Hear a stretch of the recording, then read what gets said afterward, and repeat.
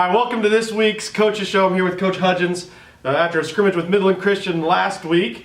Moving on to Brook Hill this week for our first regular season matchup. We're going to talk a little bit about both. So to get started, let's talk about the Midland scrimmage last week. Some good things, some things that we need to improve on was all shown on the field. So Coach, let's talk about the things that you saw that we could definitely improve on. What are some of the key points in practice this week that we've been touching on? Well, honestly, I mean, it's never good to go out there and take that, but you learn from it. So we take that and we learn and we grow. Honestly, we got to do a lot better job with our angles defensively, of the different up front that the guys need to get used to. So cleaning some of that up, working on angles and at the point of contact up front as well. Then offensively, we moved the ball fairly well. I mean, we had some long drives and then we'd stutter and fall apart in the red zone. So we got to do a better job of finishing drives. And we did a good job of taking care of the football, aside from the one fumble that you never want to see a fumble. So clean that up. But other than that, we took really good care of the football. So we're excited about that, especially considering how physical the whole scrimmage was on both sides. So we're looking forward to moving on to Brook Hill. Awesome. So obviously it's never as good as you think it is and it's never as bad as you think it is. Absolutely. But there were some good things that were shown on the football field. What were some of the really good things that we saw? Well, we had some guys step up in great ways. Offensively, we had Gus Sanchez as Player of the Week. He was making some tough contested catches. He had the one touchdown catch, and really he just stepped up in that role for us and was a dominant player for us offensively. And Caden Blaze up front did a great job. I mean, he's grown so much as an offensive lineman over the year, and we're excited about the season he's about to have. He did a really good job up front. Defensively, Jamal Marshall was Jamal. I mean, he was coming downhill making tackles, and he did his thing, so to say. And we're just ready to get moving with the season with those guys. We had a JV, in the JV scrimmage. Jonathan Edwards really stood out as in his receiver role. He's been playing some quarterback as well, but he stood out as a receiver, did a really good job there. Scout Team Player of the Week was Bryce Bradley, freshman, who's now going to be getting more playing time on the varsity. He's really shown how he's grown in that since he got here. So we're excited about the future with Bryce and moving on with the season. Yeah, Bryce Bradley, just being at practice, he's adding a whole new energy to the team, it seems like, especially on the defensive side of the ball. Oh, for sure. And I mean, you've seen it, Grant. I mean, he'll get through and he'll just be yelling, and it's awesome. That kind of energy, it's great. So having the energy that we've had this week has been really positive. Practice has been intense. The guys have really been physical, and going into this week, that's what you want. You want energy and physicality and guys flying around. So yeah, right. So scout team is always a very important part of any program. It's something that's usually not talked about, something that's not glamorous. So it's something that we really want to hone on this year.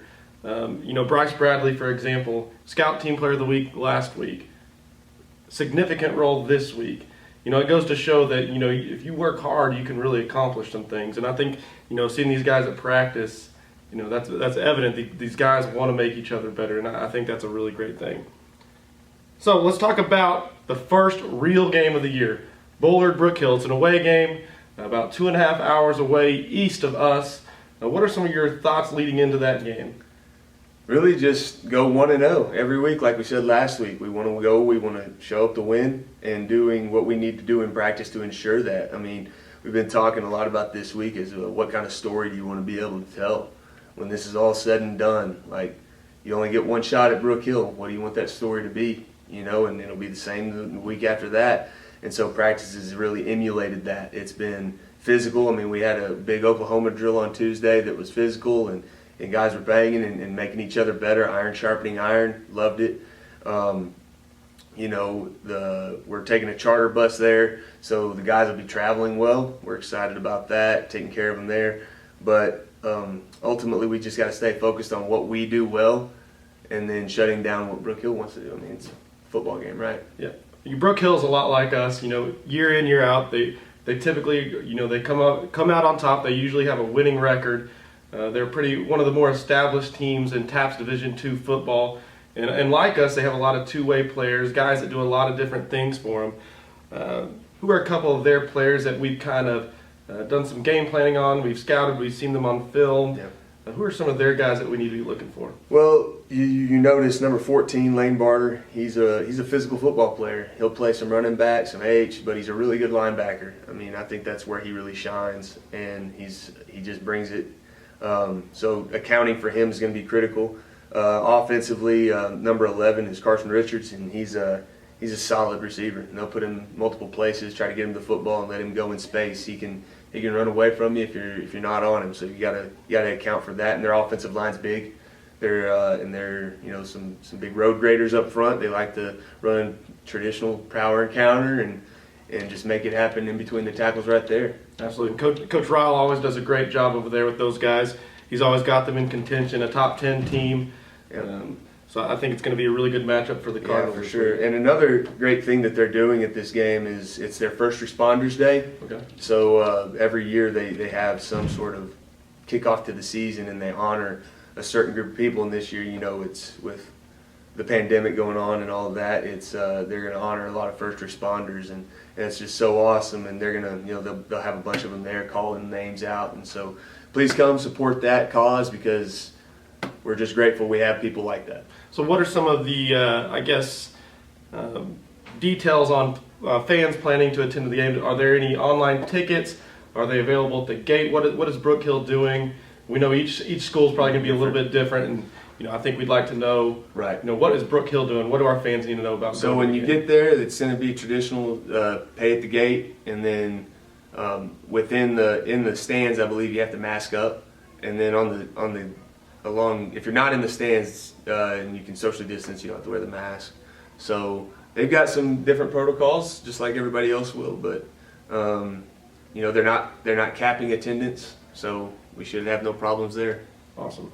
Well, just being at practice this week and being around the guys, I'm really confident this week that we're going to see a different Cardinal team on the field. Also tonight at 6 o'clock Thursday, our JV is playing Prince of Peace.